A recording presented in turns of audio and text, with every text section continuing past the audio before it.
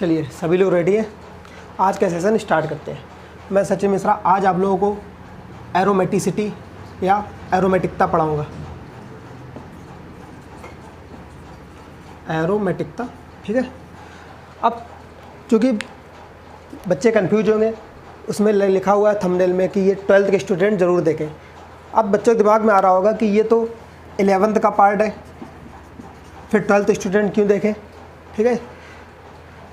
12th student इसलिए देखें क्योंकि इस एरोमेटिकता का, चलो ठीक है, पार्ट 11th का जरूर है, लेकिन इसका यूज हम लोग को कहाँ मिलेगा? 12th में बहुत ज़्यादा यूज मिलता है इसका, एरोमेटिकता का। हम लोग एक्टिवेशन डीएक्टिवेशन तक नहीं पता होता है, एरोमेटिक पहचानना नहीं आता है, इसलिए एरोमेटिकता तो हमें जानना ही पड़ेगा कि कौन कंपाउंड एरोमेटिक है, कौन कंपाउंड एरोमेटिक नहीं है। जैसे हम पढ़ाते हैं हेलो एरीन्स, हेलो एरीन्स, ठीक है। तो अगर पूछा जाता है तो हेलो एरीन्स क्या है, तो हम लोग क्या डेफिनेशन देते हैं कि जब हेलोजन बेंजीन रिंग से डायरेक्ट जुड़ा हो, जब हेलोजन किससे डायरेक्ट जुड़ा हो? बेंजीन रिंग से डायरेक्ट जुड़ा हो, हम लोग ये डेफिनेशन देते हैं। क्या ये बात सही है कि बेंजीन रिंग से जब हेलोजन जुड़ा होगा तभी वो एरोमेटिक होगा, तभी वो एरोमेटिक होगा? हाँ, ये बात सही ज़रूर है, लेकिन मोर एक्यूरेट नहीं है। ज़्यादा एक्यूरेट बात क्या है, हम बेंजीन रिंग की जगह यूज करें एरोमेटिक रिंग, एरोमेटिक रिंग। हाँ, वो ठीक है कि एरोमेटिक रिंग ही, बेंजीन रिंग ही एरोमेटिक होती है, लेकिन क्या अदर रिंग एरोमेटिक नहीं हो सकती हैं? अदर रिंग भी एरोमेटिक होती हैं, सिर्फ बेंजीन रिंग ही एरोमेटिक नहीं होती है, ठीक है। तो हम यहाँ पे क्या बोला करेंगे, जब हेलोजन एरोमेटिक रिंग से डायरेक्ट जुड़ा हो तो उसे बोलते हैं हेलो एरीन्स। सिर्फ बेंजीन रिंग एरोमेटिक नहीं होती, अदर रिंग्स भी होती हैं, वो भी हमारी क्या होती हैं? एरोमेटिक होती हैं। तो हमें पहचानना आना चाहिए कि कौन रिंग एरोमेटिक होगी, कौन एरोमेटिक नहीं होगी।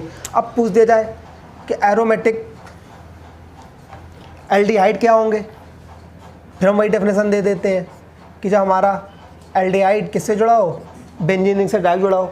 लेकिन ये डेफिनेशन ज़्यादा उचित नहीं है। ज़्यादा उचित डेफिनेशन क्या है कि जब हमारा एल्डिहाइड किससे डायरेक्ट जुड़ा हो? एरोमेटिक रिंग से डायरेक्ट जुड़ा हो, ठीक है। और कहाँ का एरोमेटिक का यूज मिलेगा वो मैं आपको बता दे रहा हूँ। कुछ मैंने क्वेश्चंस नोट किए एनसीईआरटी के, उसमें देखिएगा। आप लोग एनसीईआरटी के 11 चैप्टर में जाइएगा,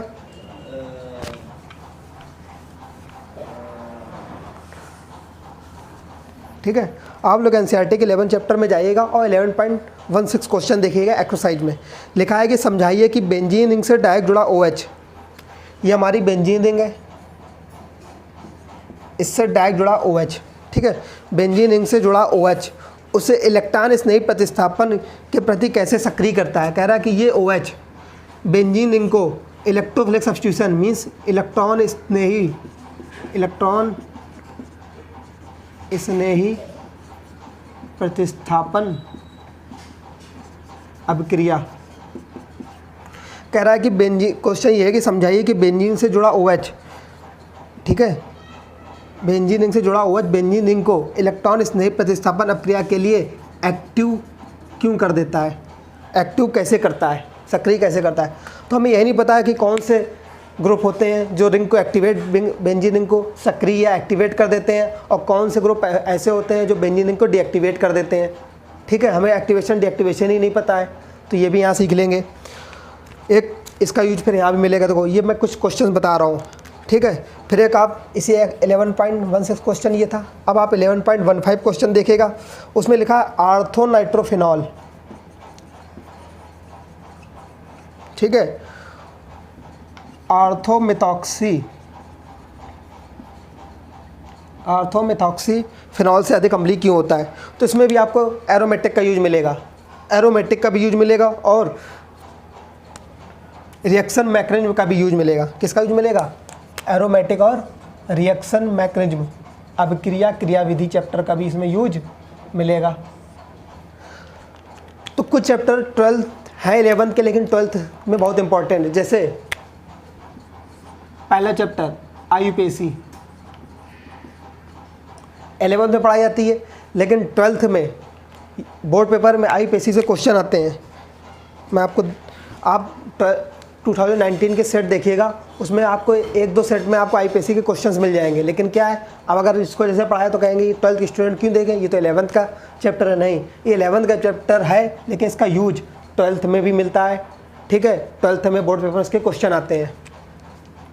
दूसरा रिएक्शन मैकेनिज्म मीन्स अब क्रियाविधि। अब ये भी 11th का चैप्टर है, लेकिन इसका यूज 12th में बहुत ज़्यादा है। जैसे इसी क्वेश्चन में आर्थो नाइट्रोफिनॉल आर्थो मेथॉक्सीफिनॉल से अधिक अम्लीय क्यों है। ठीक है, आर्थो नाइट्रोफिनॉल आर्थो मेथॉक्सीफिनॉल से अधिक अम्लीय क्यों होते हैं। इसमें भी रिएक्शन मैकेनिज्म का भी यूज होगा और एरोमेटिसिटी का भी यूज होगा। हमको जब पता ही नहीं होगा तो हम लोग क्या करेंगे। ठीक है, इसके बाद फिर 11.14 क्वेश्चन देखिएगा। उसमें क्वेश्चन है फिनॉल और एथेनॉल के अम्लीय गुण की तुलना कीजिए। तो उसमें किसका यूज मिल जाएगा, रिएक्शन मैकेनिज्म का। ये मैंने एक चैप्टर बताया, ऐसा कई एमीन्स चैप्टर में देखिए एरोमेटिसिटी का यूज मिल जाएगा, रिएक्शन मैकेनिज्म का यूज मिल जाएगा, और आईपीएससी क्वेश्चन तो आते ही आते हैं। ठीक है, ठीक कुछ फर्स्ट ईयर की चीज़ें हैं जिन्हें हम लोग फर्स्ट ईयर में पढ़ा नहीं है और 12th में आगे हम लोग पढ़ रहे हैं। ठीक है, 12th में आगे हम लोगों ने सिलेबस स्टार्ट किया, हम लोगों को समझ नहीं आ रहा है कि आर्थो नाइट्रोफिनॉल आर्थो मेथॉक्सीफिनॉल से क्यों अधिक अम्लीय है। फिनॉल और एथेनॉल की अम्लीयता की तुलना कीजिए। कैसे कर पाएंगे जब तक हमें इसके कॉन्सेप्ट और एरोमेटिसिटी के कॉन्सेप्ट नहीं क्लियर होंगे। इसलिए रिएक्शन मैकेनिज्म एरोमेटिसिटी जरूर पढ़ाऊंगा मैं। ठीक है, जिससे आपके कॉन्सेप्ट क्लियर हो जाए और 12th में अच्छे से कर सकें।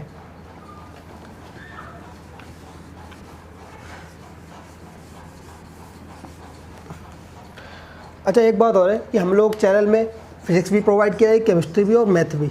ठीक है, तीनों ही चीज़ प्रोवाइड की जाएंगी। अब जो लोग एक्चुअल में पढ़ना चाहते हैं, ठीक है, वो लोग क्या करेंगे, अपना नंबर इस पर सेंड कर देंगे 8303588812 पे। इसका यूज क्या होगा, इससे हम आप लोगों का एक व्हाट्सएप ग्रुप बनाएंगे। गर्ल्स का व्हाट्सएप ग्रुप अलग बनेगा, बॉयज़ का अलग बनेगा। व्हाट्सएप ग्रुप बना देंगे तो हुआ क्या करेगा, जैसे अभी मैं एरोमेटिकता पढ़ाऊँगा या आगे कोई भी चैप्टर नया पढ़ा रहे जा रहा हूँ, तो उसके 2-3 घंटे पहले ही इसके हम नोट्स की पीडीएफ व्हाट्सएप ग्रुप में डाल दिया करेंगे।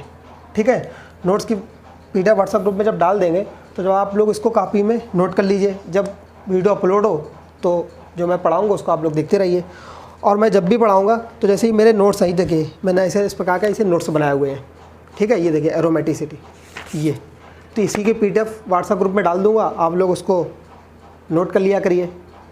ठीक, और जब मैं पढ़ाऊँ तो सामने लेके बैठिए।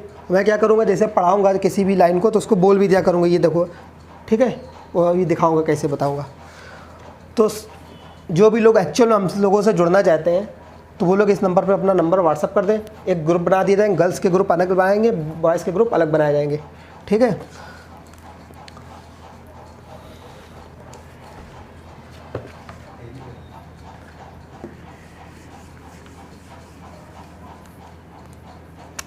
ठीक, नंबर ये 8303588812 है, इसे नोट कर लेना सब। ठीक है, अच्छा, अब हम लोग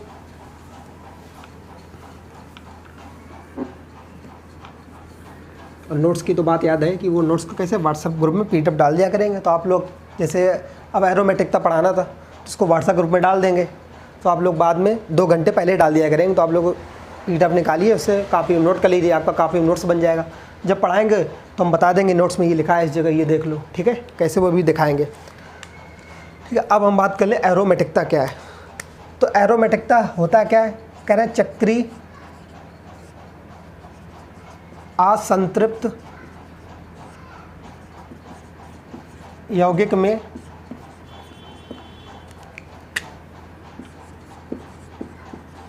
पाई बॉन्ड का,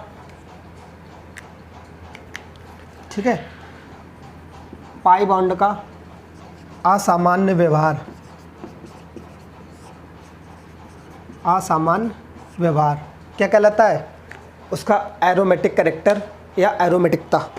ठीक है, कह रहे चक्रीय असंतृप्त यौगिक में पाई बॉन्ड का जो भी असामान्य व्यवहार होगा, ठीक है, उसका क्या, उस असंतृप्त यौगिक का क्या कहलाएगा, एरोमेटिक कैरेक्टर या एरोमेटिकता। तो पहले हमें यही पता हो पाई बॉन्ड के असामान्य व्यवहार क्या होते हैं। ठीक है, अब जैसे मैंने ये लाइन पढ़ाई तो देखिए नोट्स में ये लाइन लिखा होगा, मैं बोल दिया करूँगा। ये देखिए नोट्स में ये लाइन लिखी हुई है कि चक्रीय असंतृप्त यौगिक में पाई बॉन्ड का असामान्य व्यवहार उसका एरोमेटिक लक्षण है, एरोमेटिकता कहलाता है। ठीक है, तो ऐसे पढ़ाया करूँगा, लिख दिया करूँगा, बता दिया करूँगा कि नोट्स में इस जगह लिखा है, ये पढ़ लीजिए। ठीक, तो इसको आपको लाइन बाय लाइन चीज़ें क्लियर होती रहेंगी। अब पाई बॉन्ड का हमें पहले सामान्य व्यवहार पता हो कि पाई बॉन्ड का हमारा नॉर्मल बिहेवियर क्या होते हैं।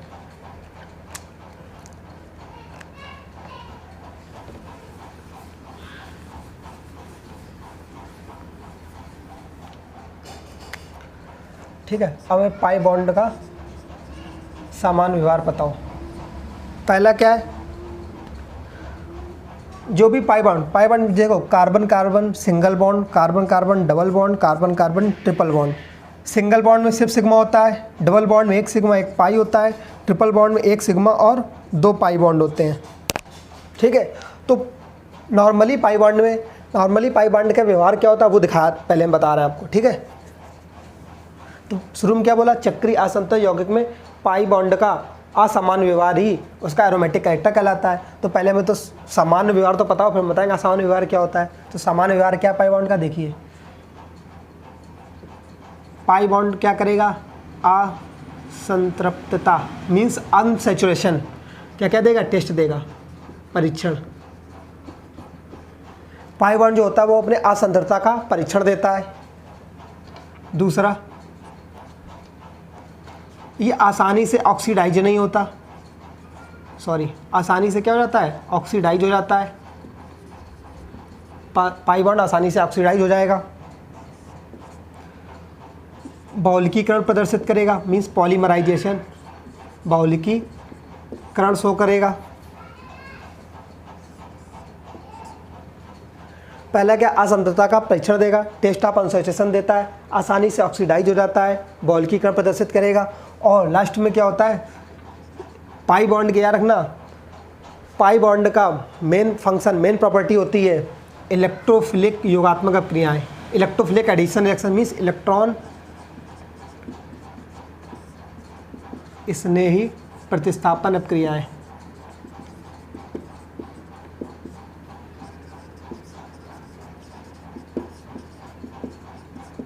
ठीक, पाई बॉन्ड का सामान्य व्यवहार क्या, असंतृप्तता का टेस्ट देगा, टेस्ट ऑफ अनसैचुरेशन, आसानी से ऑक्सीडाइज हो जाता है, बहुलकीकरण प्रदर्शित करता है, इलेक्ट्रॉन स्नेही योगात्मक अपक्रिया प्रदर्शित करता है। कैसे करता है, इलेक्ट्रॉन स्नेही योगात्मक अपक्रिया। अगर पाई बॉन्ड है तो हमेशा क्या शो करता है, उसकी फंडामेंटल प्रॉपर्टी क्या होती है, उसकी मुख्य अपक्रिया क्या होती है, इलेक्ट्रॉन स्नेही योगात्मक अपक्रिया मीन्स इलेक्ट्रोफिलिक एडिशन रिएक्शन। ठीक है, अब हमने बोला था कि चक्रीय असंतृप्त यौगिक में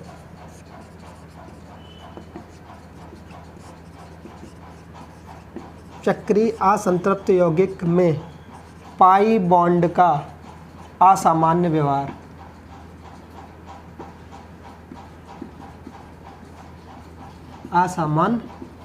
क्या कहलाता है, एरोमेटिकता या उसका एरोमेटिक कैरेक्टर। जैसे ये हमारा क्या है, बेंजीन रिंग ही देखो चक्रीय है, एक रिंग बनी हुई है, चक्री में से एक रिंग है और असंतृप्त है क्योंकि देखो डबल बॉन्ड है, कार्बन कार्बन डबल बॉन्ड है। असंतृप्तता का मतलब किससे होता है, कार्बन कार्बन डबल बॉन्ड हो या कार्बन कार्बन ट्रिपल बॉन्ड, लेकिन ये क्या कार्बन कार्बन डबल बॉन्ड ले रहे हैं। ठीक है, तो असंतृप्तता means carbon carbon double bond है तो असंतृप्त भी है। तो चक्रीय असंतृप्त यौगिक में पाई बॉन्ड का असामान्य व्यवहार क्या कहलाता है, एरोमेटिकता। तो इसका मतलब क्या है कि अगर वहाँ पे एरोमेटिकता होगी तो वहाँ पे पाई बॉन्ड असंतृप्तता का परीक्षण नहीं देगा, आसानी से ऑक्सीडाइज नहीं होगा, बहुलकीकरण नहीं प्रदर्शित करेगा, इलेक्ट्रॉन स्नेही योगात्मक अपक्रिया नहीं देगा। कौन सी अपक्रिया देगा, इलेक्ट्रॉन स्नेही प्रतिस्थापन अपक्रिया देगा। तो इसलिए बोला जाता है चक्रीय असंतृप्त यौगिक में पाई बॉन्ड का असामान्य व्यवहार इसका एरोमेटिक कैरेक्टर या एरोमेटिकता कहलाता है। पाई बॉन्ड के सामान्य व्यवहार ये है, तो असामान्य व्यवहार क्या होगा। अब एक बात आ गई कि अतः यदि कोई चक्रीय असंतृप्त यौगिक, ठीक है, हम ये भी बात बोल सकते हैं यदि कोई चक्रीय असंतृप्त यौगिक, अगर हमसे कह दिया जाए एक थ्योरेटिकल क्वेश्चन आ जाए कि यदि कोई चक्रीय असंतृप्त यौगिक असंतृप्तता का परीक्षण ना दे रहा हो, आसानी से ऑक्सीडाइज ना हो रहा हो, बहुलकीकरण ना दे रहा हो और इलेक्ट्रॉन स्नेही योगात्मक अपक्रिया प्रदर्शित ना करके इलेक्ट्रॉन स्नेही प्रतिस्थापन अपक्रिया शो कर रहा है, तो वो कंपाउंड क्या होगा, तो कंपाउंड निश्चित ही क्या होगा, एरोमेटिक होगा। वो कंपाउंड निश्चित ही क्या होगा, एरोमेटिक होगा। अब यही बात मैंने नोट्स में लिख दी है, आप लोग देख लीजिए 3 पॉइंट जो पढ़े हैं। पहला पॉइंट देखिए लिखा हुआ है चक्रीय असंतत यौगिक में पाई बॉन्ड का असमान विभाग उसका एरोमेटिक कैरेक्टर या एरोमेटिकता कहलाता है। ये मैं नोट्स को पीडीएफ में डाल दूंगा, नोट्स की पीडीएफ को व्हाट्सएप में, आप लोग उसको देख लीजिएगा। पाई बॉन्ड का, ठीक है, पाई बॉन्ड का समान व्यवहार टेस्ट ऑफ अनसैचुरेशन मीन्स असंततता का क्या देता है, परीक्षण देता है। आसानी से ऑक्सीडाइज हो जाता है, ठीक, बॉल्कीकरण प्रदर्शित करेगा, इलेक्ट्रॉन स्नेही योगात्मक क्रिया देगा। अगले पॉइंट बोला था, अतः यदि कोई चक्रीय असंतत यौगिक असंततता का परीक्षण ना दे, ना ही आसानी से ऑक्सीडाइज हो, असंततता का परीक्षण ना दे, ना ही आसानी से ऑक्सीडाइज हो, ना ही बॉल्कीकरण प्रदर्शित करे और इलेक्ट्रॉन स्नेही योगात्मक अपक्रिया के स्थान पर इलेक्ट्रॉन स्नेही प्रतिस्थापन अपक्रिया प्रदर्शित करे, तो वह यौगिक निश्चित ही क्या कहलाता है, एरोमेटिक। क्या होगा, एरोमेटिक। ठीक है,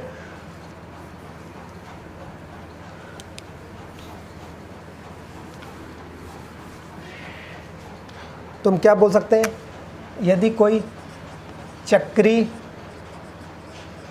असंतृप्त यौगिक, यदि कोई चक्रीय असंतृप्त यौगिक असंतृप्तता का परीक्षण ना दे, असंतृप्तता का परीक्षण ना दे, आसानी से ऑक्सीडाइज ना हो, बॉल्कीकरण प्रदर्शित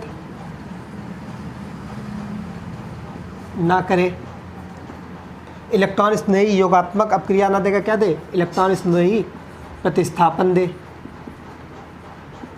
अब यदि कोई चक्रीय असंतत यौगिक, देखो ये थ्योरेटिकल क्वेश्चन है, चक्रीय असंतत यौगिक यदि असंतत का परीक्षण ना दे, आसानी से ऑक्सीडाइज ना हो, बॉल्कीकरण प्रदर्शित ना करे, इलेक्ट्रॉन स्नेही प्रतिस्थापन अपक्रिया प्रदर्शित करे, तो वो कंपाउंड क्या होगा, हमारा एरोमेटिक होगा। वो कंपाउंड हमारा क्या होगा, एरोमेटिक होगा। ठीक है, इतनी बात समझ, ये भी नोट्स में लिख दिया हुआ, ऐसे ही बनी हुई है टेबल। ठीक, अच्छा एक बार याद रखिएगा कि आप लोग ये लोग जो वीडियो देख रहे हैं इसको लाइक भी करिए, ठीक है, और इसको चैनल जो हमारा सब्सक्राइब कर दीजिए। और आप लोगों से रिक्वेस्ट रहेगी कि इस वीडियो को शेयर करिए, चाहे अपने व्हाट्सएप पे कर दीजिए या फेसबुक कर दीजिए, मतलब शेयर करिए आपस में। इससे क्या होगा, सब्सक्राइबर बढ़ेंगे। तो जो चीज़ अभी हम लोग अपलोड कर रहे हैं, एक टाइम एक रूल होता है ना यूट्यूब का कि अगर ये 1000 सब्सक्राइबर हो जाएंगे तो लाइव का ऑप्शन ओपन हो जाएगा। जैसे लाइव का ऑप्शन ओपन हो जाएगा तो हम लोग लाइव पढ़ा दिया करेंगे। तो इससे फ़ायदा क्या होगा, आप लोग जो भी क्वेश्चन पूछना चाहते हैं वो हम लोगों से पूछ सकते हैं ऑनलाइन लाइव में। और क्या कर दिया करेंगे, जो भी व्हाट्सअप ग्रुप बना करेंगे, जैसे अभी हम सपोज दैट हमें 7 बजे लाइव क्लास पे आना है तो हम 5 बजे ही व्हाट्सअप ग्रुप पे नोट्स की पीडीएफ भेज दिया करेंगे, आप लोग उसको कॉपी में नोट कर लीजिए। कॉपी में जब नोट कर लेंगे, जब लाइव आएंगे तो हम ऐसे पढ़ाएंगे कि देखिए ये पहली लाइन यहाँ पे ये लिखी, दूसरी लाइन ऐसे लिखी है, तीसरी लाइन ऐसे लिखी है, टेबल ही ऐसे बनी है। ठीक है, और जो भी क्वेश्चन हो पूछ लिया। दूसरा व्हाट्सएप ग्रुप का फ़ायदा क्या है, आप लोगों को जैसे सपोज दैट कोई क्वेश्चन नहीं आ रहा है तो आप लोग व्हाट्सएप पे क्वेश्चन भेज सकते हैं। यूट्यूब में हमने खोला, कमेंट देखा तो ठीक है, नहीं देखा तो नहीं, ये हो जाता है। लेकिन व्हाट्सएप ग्रुप में क्या होगा, आप लोग कमेंट जो भी डालेंगे वो आपको दिखेगा। जो भी आप व्हाट्सएप ग्रुप में कमेंट, जो भी व्हाट्सएप ग्रुप में आप लोग क्वेश्चन भेजेंगे वो हमको दिख जाएगा, हम लोग आपको आंसर भेज दिया करेंगे। ठीक है, या नेक्स्ट लेक्चर में उसको बता दिया करेंगे।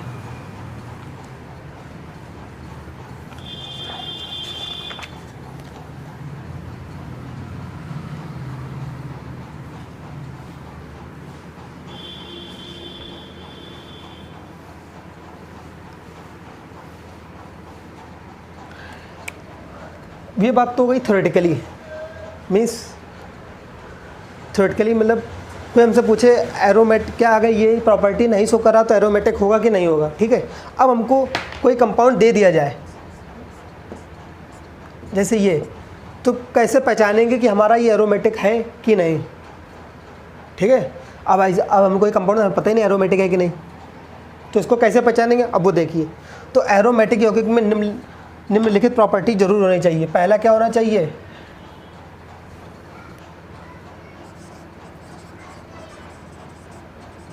एरोमेटिक कंपाउंड में कुछ प्रॉपर्टीज निश्चित, इन्हीं प्रॉपर्टीज ज़्यादा हम डिसाइड कर सकते हैं कि हमारा एरोमेटिक है कि नहीं। पहला कैसा होना चाहिए, वो यौगिक कैसा होना चाहिए, चक्रीय, मीन्स एक रिंग होनी चाहिए,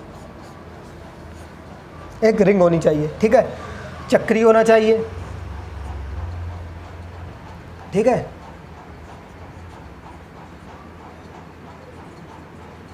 असंतृप्तता होनी चाहिए, क्या होनी चाहिए, असंतृप्तता होनी चाहिए। और वो यौगिक क्या शो करे, समतलीयता शो करे। मीन्स क्या, इंग्लिश में बोलते हैं प्लेनरिटी, बता रहे हैं क्या होता है, समतलीयता शो करे। पहले क्या चेक करेंगे, वो चक्री होना चाहिए। दूसरा असंतृप्तता होना चाहिए, मीन्स कार्बन कार्बन यहाँ पे क्या हो, डबल बॉन्ड हो। ठीक। तीसरा बोला समतलीयता होनी चाहिए। समतलीयता मीन्स प्लेनरिटी। इसका मतलब है कि प्रत्येक कार्बन हमारा कैसा होना चाहिए, sp2 हाइब्रिडाइज। याद रखना, डबल बॉन्डेड कार्बन हमेशा कैसा होता है, sp2 संकृत। यदि किसी यौगिक में प्रत्येक कार्बन, याद रखना, अगर हम कह रहे हैं कोई यौगिक sp2 संकृत है तो उसका मतलब है उसमें प्रत्येक कार्बन जो है वो क्या होगा, sp2 संकृत होगा। प्रत्येक कार्बन का संकरण क्या होगा, sp2। यदि किसी यौगिक में प्रत्येक कार्बन का संकरण sp2 होगा तो वो यौगिक कैसा हो जाता है, प्लेनर मीन्स समतल। कैसा हो जाता है, प्लेनर मीन्स समतल। ठीक है। एक कार्बन sp2 है तो वो प्लेनर और समतल नहीं होगा। यदि दोनों के दोनों जितने भी कार्बन है वो सब के सब क्या हो, sp2 संकृत, तो वो क्या हो जाएगा, प्लेनर और समतल। तो क्या होनी चाहिए, समतलीयता होनी चाहिए। ठीक है।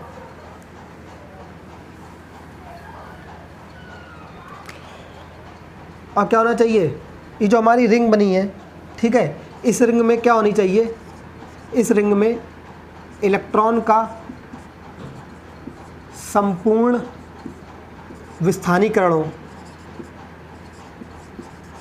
संपूर्ण विस्थानीकरण हो। संपूर्ण विस्थानीकरण को हम लोग बोलते हैं कंप्लीट डीलोकलाइजेशन। क्या बोलते हैं, बोलते हैं कंप्लीट डीलोकलाइजेशन। ठीक है। तो रिंग में इलेक्ट्रॉन का संपूर्ण विस्थानीकरण मीन्स क्या हो, कंप्लीट, इंग्लिश में बोलते हैं कंप्लीट डीलोकलाइजेशन। इसका मतलब हो कि यहाँ पे क्या होना चाहिए, रेजोनेंस। रेजोनेंस मीन्स क्या होना चाहिए, अनुनाद। याद रखना, यदि डबल बॉन्ड अल्टरनेट पोजीशन में है तो उस जगह क्या होता है, अनुनाद होता है। तो इसका मतलब क्या है, संपूर्ण विस्थानीकरण मीन्स क्या होना चाहिए, ये डबल बॉन्ड जो, जैसे देखिए double bond single bond double bond, double bond single bond double bond, double bond single bond double bond. ये देखो, ये कहीं भी ब्रेकिंग नहीं हो रही है। जो भी इलेक्ट्रॉन है यहाँ से क्या पूरे रिंग में घूम रहे होंगे। इसका मतलब क्या, इलेक्ट्रॉन यहाँ पे पूरे रिंग में घूम रहे हैं, कहीं ब्रेकिंग नहीं आ रही है। यही रिंग में इलेक्ट्रॉन का संपूर्ण विस्थानीकरण हो, कंप्लीट रेजोनेंस होना चाहिए, कहीं भी ब्रेकिंग नहीं हो चाहिए। ये देखो, double bond single bond double bond, ये संपूर्ण विस्थानिक, हाँ रेजोनेंस है, लेकिन संपूर्ण रेजोनेंस नहीं है, कंप्लीटली रेजोनेंस इसमें नहीं है, संपूर्ण विस्थानीकरण नहीं है, कंप्लीटली डीलोकलाइजेशन नहीं है। क्यों, क्योंकि डबल बॉन्ड अल्टरनेट पोजीशन पे है, डबल बॉन्ड और सिंगल बॉन्ड अल्टरनेट पोजीशन पे है, लेकिन कंप्लीट नहीं है। देखो, double bond single bond double bond, बस यही है। लेकिन जब double bond single bond double bond alternate position पे हो और पूरे रिंग में हो ऐसे, तो वहाँ पे क्या होगा, संपूर्ण विस्थानीकरण। तो double bond single bond double bond, single bond double bond, single bond double bond. ये देखो, संपूर्ण विस्थानीकरण है, मीन्स पूरे रिंग में क्या है, रेजोनेंस है। पूरी रिंग में रेजोनेंस होना चाहिए, ये नहीं कितने भाग में रेजोनेंस है, पूरी रिंग में रेजोनेंस होना चाहिए, कंप्लीट डीलोकलाइजेशन होना चाहिए। अच्छा, इससे क्या होता है, इलेक्ट्रॉन पता क्या होता है, इलेक्ट्रॉन पूरे रिंग में ऐसे ऐसे घूमता रहता है। ठीक है, इसीलिए हम लोग देखो बना देते, बेंजीन रिंग ऐसे बना देते हैं। ठीक है, इसका मतलब क्या है, इलेक्ट्रॉन पूरी रिंग में क्या है, डीलोकलाइज हो रहा है, पूरी रिंग में विस्थानीकरण प्रदर्शित कर रहा है, कंप्लीटली डीलोकलाइज्ड है। इसका मतलब क्या है, इलेक्ट्रॉन पूरी रिंग में कंप्लीटली डीलोकलाइज्ड है। ठीक है। अगला पॉइंट क्या है, रिंग में क्या होना चाहिए, रिंग में 4n+2 पाई इलेक्ट्रॉन्स होने चाहिए। 4n+2 पाई इलेक्ट्रॉन्स होने चाहिए। कितने electron, 4n+2 pi electron. n क्या है, n यहाँ पे एक पूर्णांक है, इसकी वैल्यू क्या हो सकती है, 0, 1, 2, 3, 4 ... सो ऑन, कुछ भी हो सकती है। ठीक है। अच्छा, अगर हम n की जगह 0 रख दें तो क्या आ जाएगा, 2 पाई। ठीक, n की जगह अगर 1 रख दें तो 6 पाई, n की जगह 2 रख दें तो क्या आ जाएगा, n की जगह अगर हम 2 रख दें तो आ जाएगा 10 पाई, n की जगह 3 रख दें 14 पाई, n की जगह 4 रख दें ठीक है, तो क्या आ जाएगा 18 पाई। मतलब जैसे जैसे नंबर बढ़ेंगे ये बढ़ता रहेगा। तो ये देखिए, तो कौन कौन से इलेक्ट्रॉन सिस्टम रिंग में हो सकते हैं? 2 पाई इलेक्ट्रॉन सिस्टम हो सकता है, 6 पाई हो सकता है, 10 पाई, 14 पाई और 18 पाई, इतने इलेक्ट्रॉन सिस्टम हो सकते हैं। तो कह रहे हैं कि एरोमेटिक कंपाउंड कैसे पहचानेंगे कोई कंपाउंड एरोमेटिक है कि नहीं? पहले तो हम देख लेंगे साइक्लिक होना चाहिए। क्या होना चाहिए? चक्रीय होना चाहिए मीन्स, ठीक है। फिर क्या होना है? असंतृप्तता होना चाहिए, कार्बन कार्बन डबल बॉन्ड होना चाहिए। कह रहे समतलिता होनी चाहिए। इसका मतलब क्या है? प्रत्येक कार्बन sp2 हाइब्रिडाइज हो।